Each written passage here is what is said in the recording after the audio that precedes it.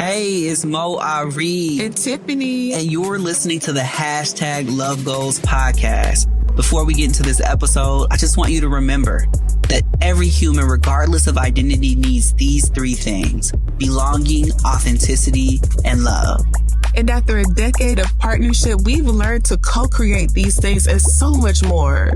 So from wherever you're listening, we're going to go on a journey of becoming our own hashtag Love Goals. Now let's get into this episode.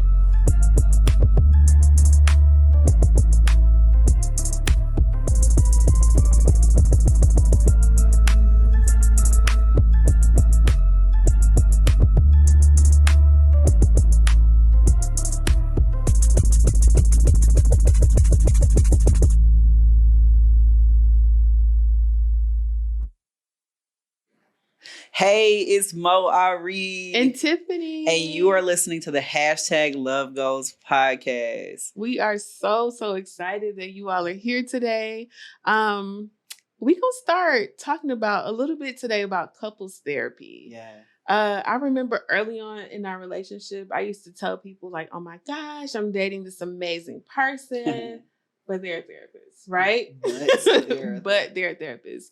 I would say, being in a relationship with a therapist is a really good thing at times, but it can be a little challenging at times because Mo was always thinking about the systems, what was happening, and like family of origin and all these things that brought up the feelings there that I didn't really want to talk about. And so I don't think I always appreciated that. I Appreciate didn't. You saying that now.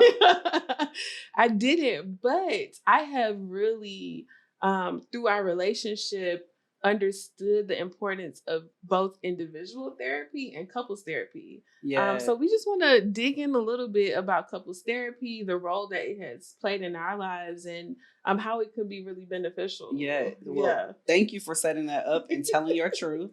So everybody knows that you have not always appreciated me. No, I'm kidding. No, I think it has been, you've always, every step of the way, been so receptive to anything I was reading in a book and sharing with you. Anything that I practice in therapy, I can do with you. And it never felt like, oh, now my partner is my client. It really has always felt like you joined me in this work to just bettering our individual selves in our relationship. Yeah. So I really appreciate that about you. So it doesn't come across ever like you just don't appreciate me or you haven't. Yeah. You were probably really good at working through what was ever coming up. So I'll say that.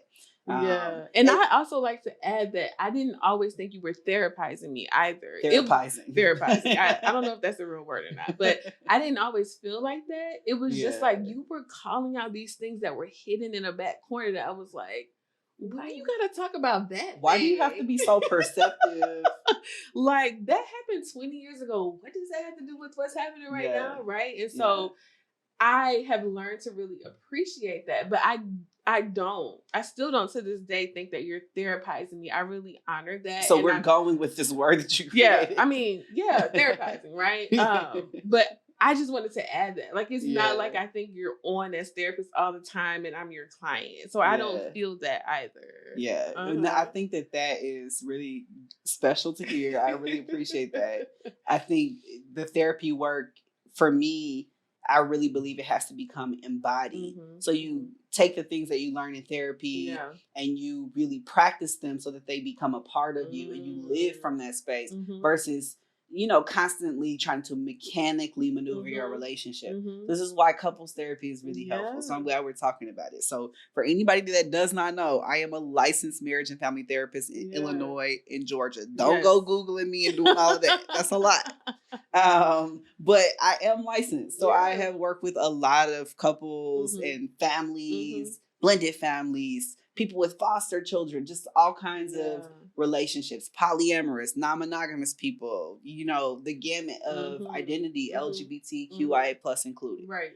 And so I've gotten, and I honestly feel like that's an honor. I've gotten to really work with a lot of people at every kind of intersection of identity in all kinds of relationships. And I've gotten to sit with them in some of their most challenging moments. And that's really important to highlight because people often come to therapy in a very challenging moment Yeah. And I really like to see therapy as preventative care.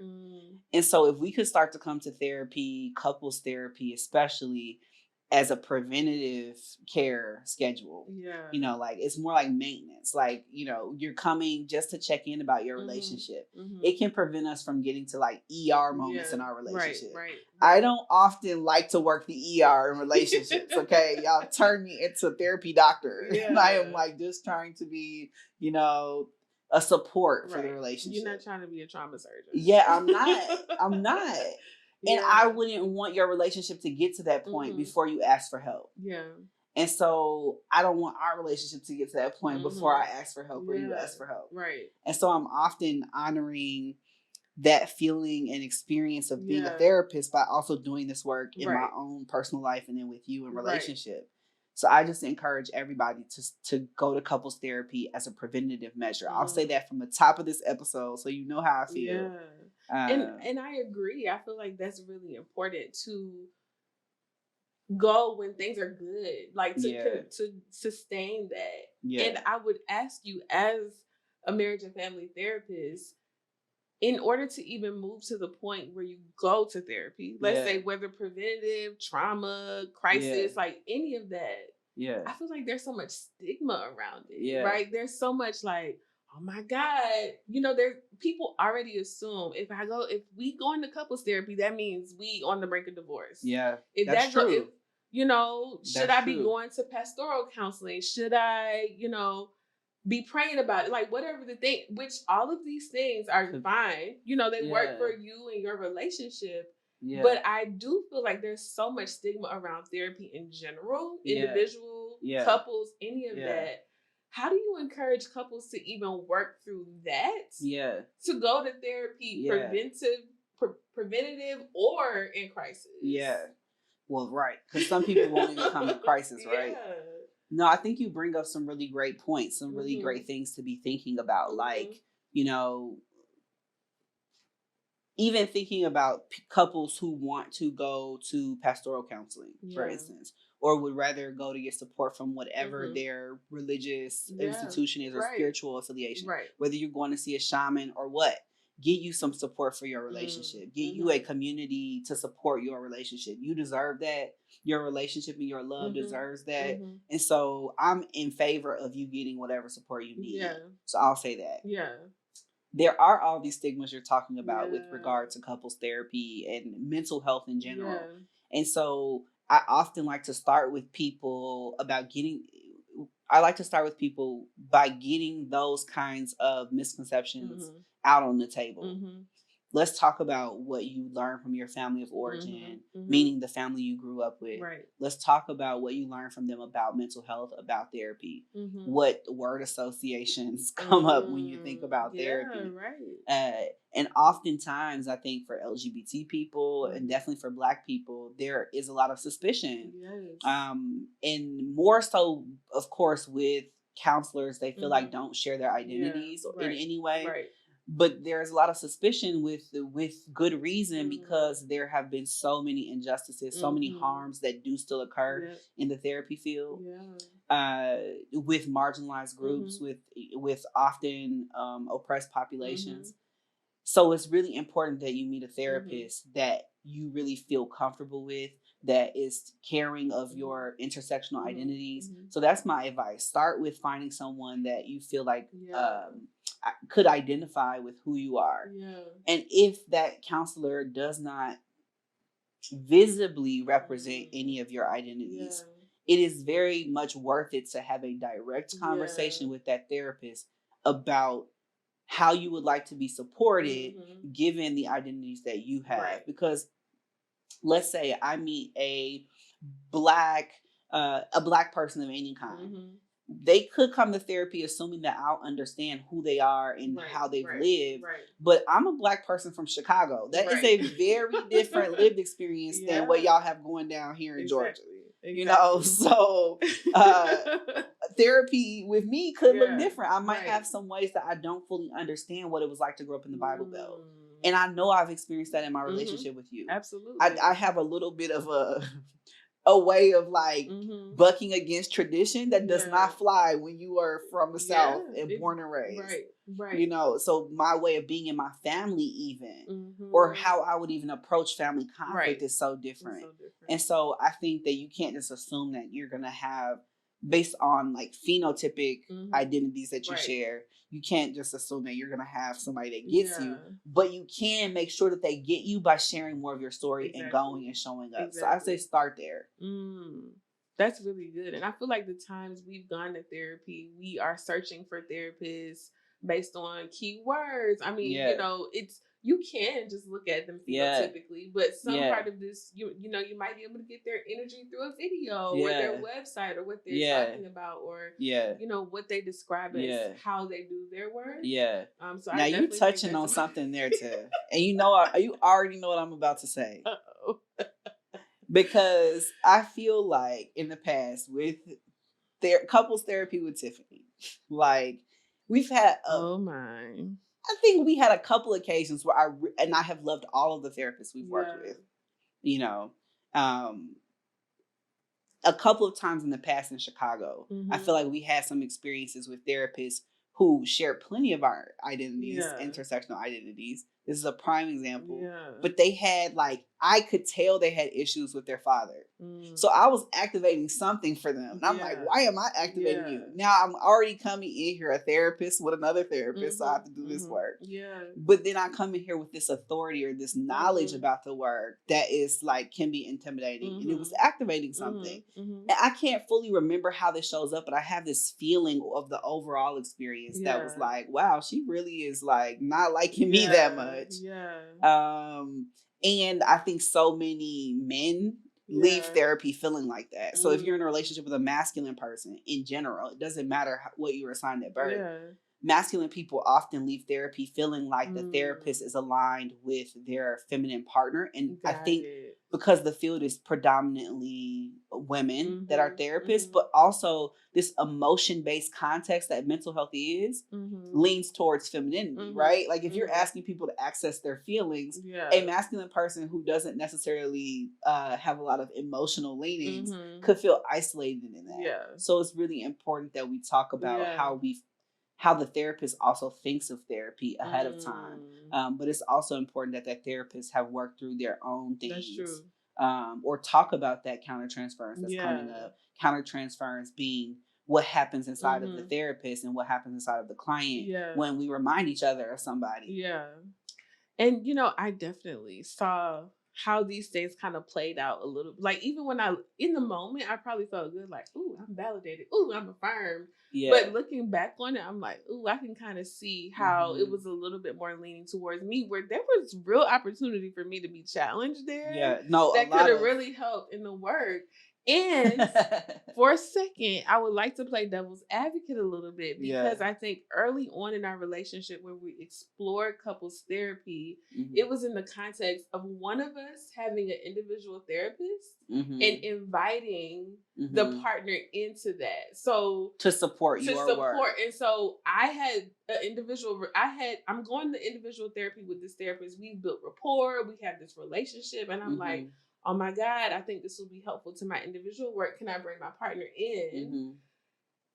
So I guess with that being the case, do you feel like there's potential for bias, even in those situations, if it starts out as like an individual therapist relationship? They're saying, oh yeah, come bring your partner. Like, I'm going to be impartial. Like, it's going to be amazing. Can that bias be overridden, I guess, in those cases? You know, I want to say, I don't know how to answer this.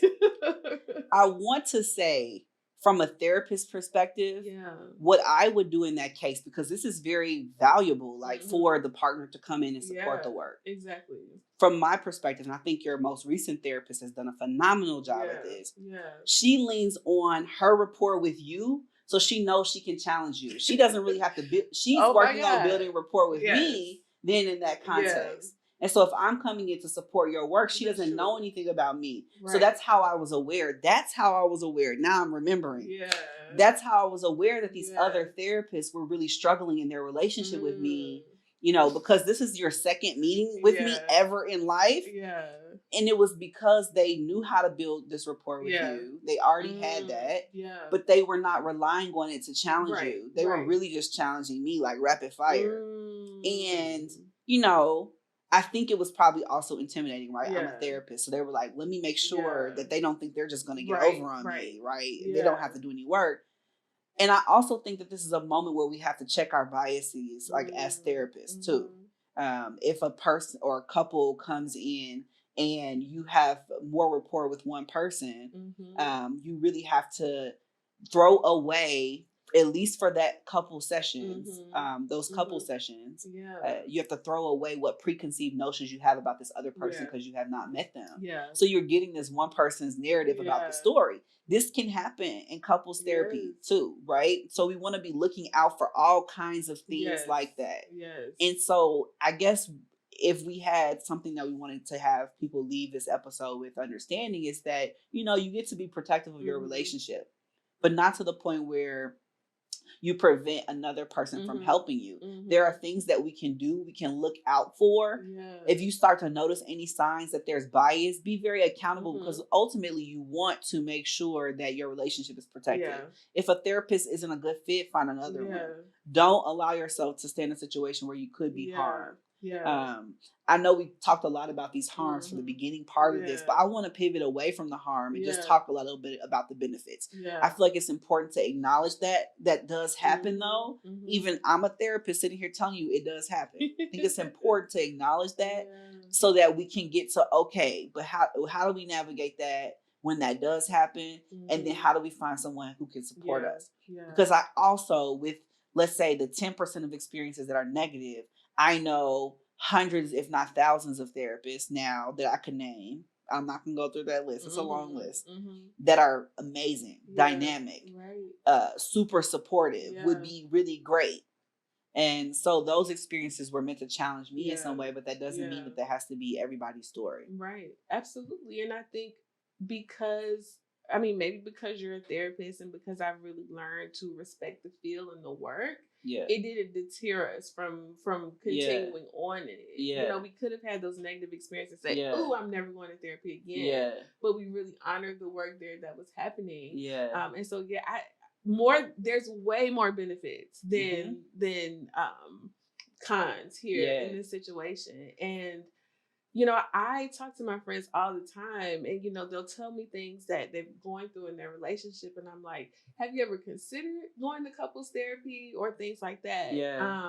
And a question that I often get is, isn't it too early for us to be considering going to couples therapy? We're not engaged. We're not married. Like, I don't know, like this the right time? So I guess from a therapist perspective, when you think about timing, is there a time that's too early? Is there a time that's too late? Like, how do you encourage people, or when do you encourage people to seek that sort of support? That is an amazing question. I feel like that question could answer like ages of like challenges in relationships.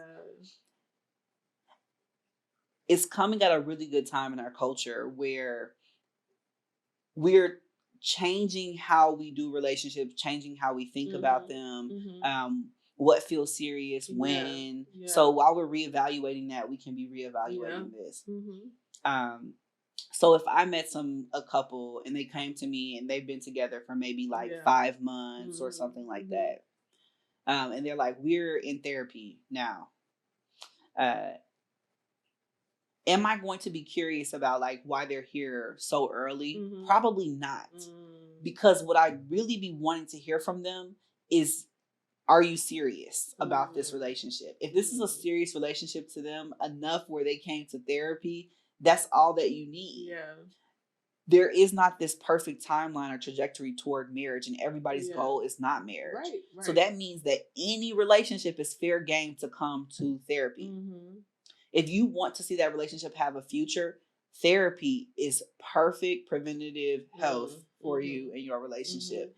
If you know you come from a family of origin where you don't know how to have conflict and you always freeze up, or you always are saying something out of your mouth that is not nice, Therapy is a great place to start so that you can start laying a different foundation in this relationship. If you got out of a bad relationship and you just felt like, that last relationship broke you down and you do not know how to trust, don't start this new relationship on unsolid footing. Yeah. So you could never come to therapy too early. You can have your first date at therapy. Now that's a bit much, right? I want you to know that you're invested in that relationship, but there's no timeline on that. Right. I've had relationships where 1 month felt like 3 years. So I don't know where we were in time and space. Right, I know you've had relationships like that too. Absolutely. So it wouldn't have been too soon. There are some things I still need to work through from that 1 month, It's like it's never too early. Thank you for asking that though. That makes a lot of sense. And I can imagine that even going to therapy, if marriage is the goal, let's say, and you're going to therapy even before you're engaged. Yeah. Working through some of those things or healing some of the things that might be coming up in your dynamic could impact your ability to know whether you want to spend the rest of your life with that person. That's true. Pre-engagement, right? So I think people often say, "Oh, we got to go to premarital counseling. Oh, we got to go." Can y'all come to therapy prior to y'all deciding you're already going to get married? There's nothing I could say, or there's nothing that we could work on that's going to change that wedding date that you've already picked out before you got there. That's for me. That's the worst time.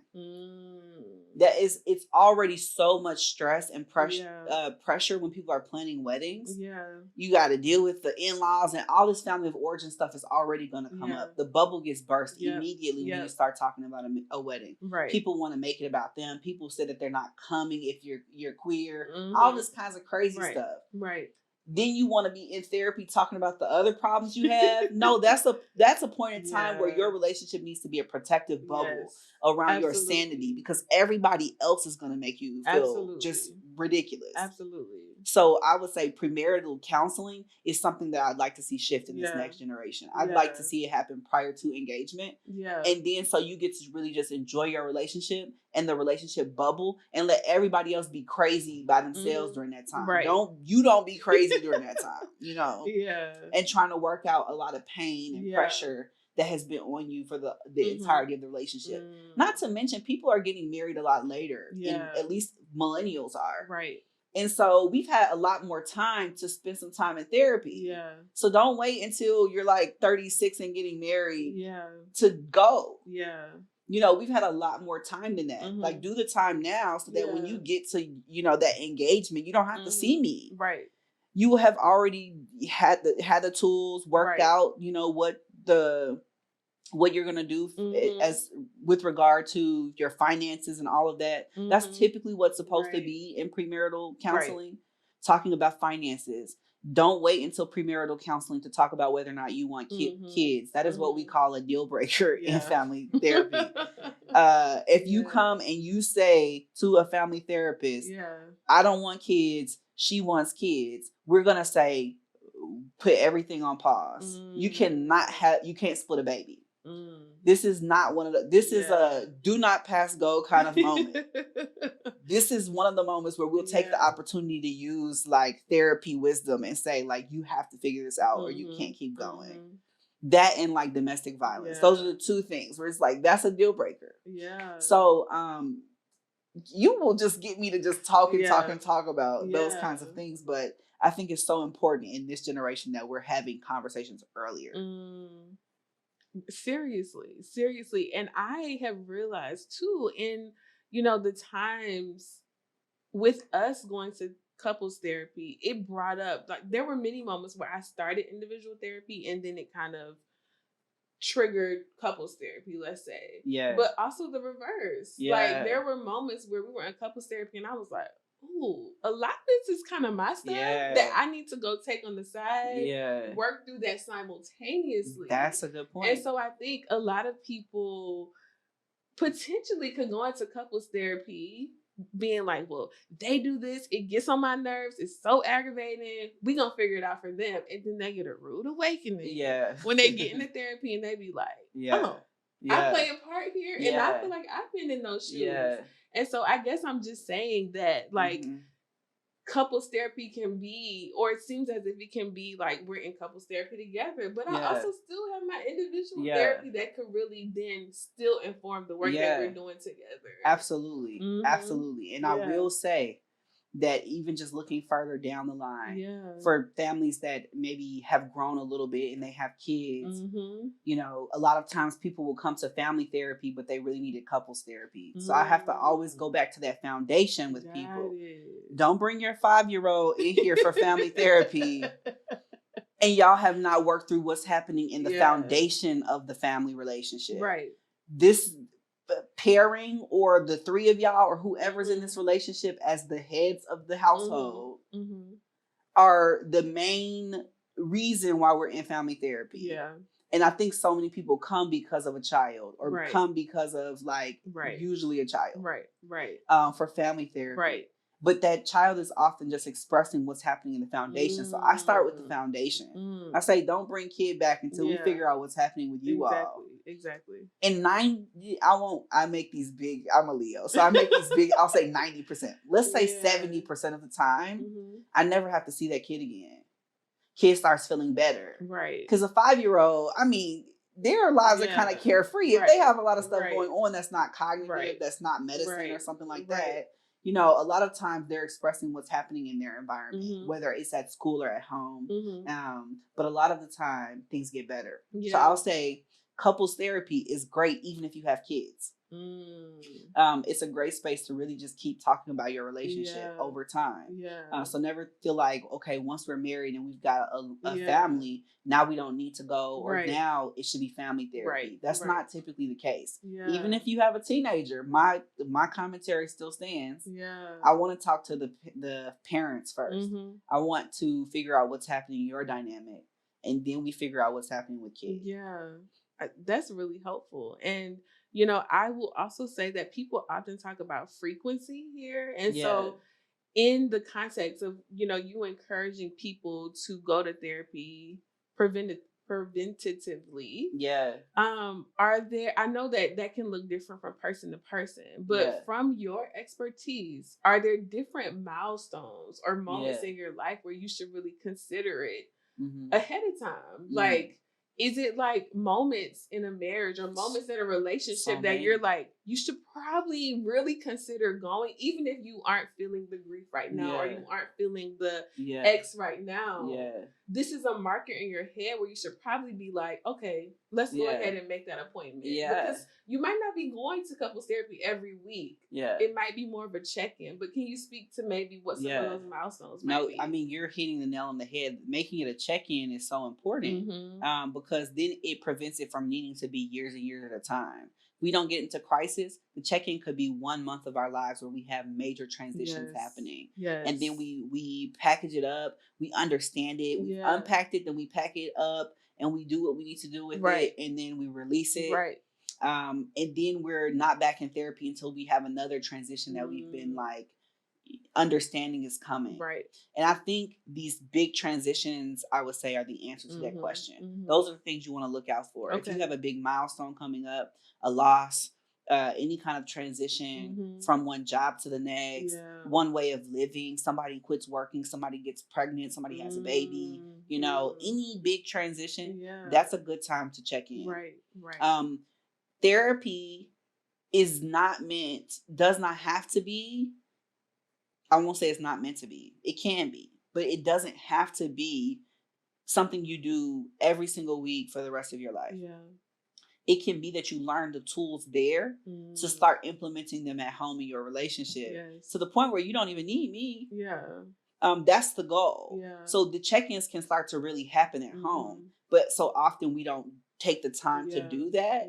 But the better we get over time with really implementing those therapy tools that you're going to learn in couples therapy, the better people are at navigating these big transitions and talking about them in the same way that they would if they were on that couch.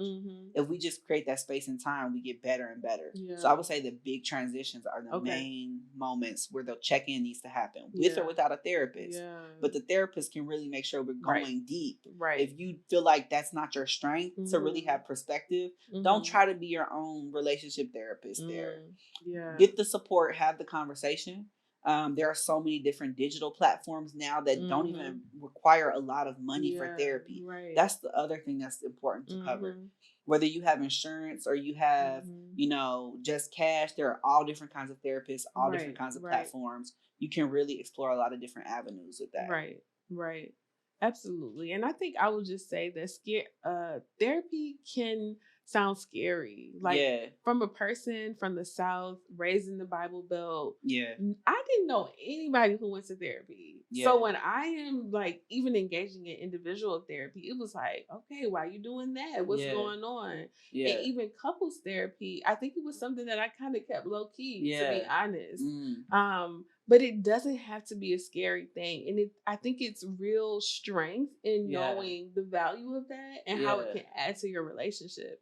So to anybody listening out there, I would just say it's nothing wrong with couples therapy. Like it can really, really help your relationship. It can help you use your voice. Like oftentimes I've struggled. Like I know sometimes women can really struggle with saying the thing that's on their mind, and you feel like you need a third party, you need a mediator.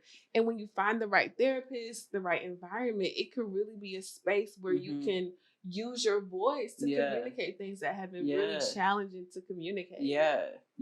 Absolutely. I think you're making these really, really beautiful, insightful connections. I think it speaks to, I think, what that experience is like for a lot of women. So I just thank you for sharing that. And then I guess before we go, I just want to say too that so many things we do with one another are therapeutic. And I think that that's another amazing support. So like yesterday we did Reiki and like a circle up with a shaman. So we were like on our floor, was burning incense, holding hands, like really making some reflections on the Scorpio full moon. But I think doing stuff like that together has also supported our relationship and our connection. So even if we're not talking through the things, we're releasing the things together. We're growing together. So finding those ways of doing that too to support your work is important. Absolutely. But I'll pause us here. I'm just so grateful for you all to come and like talk to us and be with us. This has been #Love Goals Podcast with Moe Ari and Tiffany. And we will see you all next time. Bye.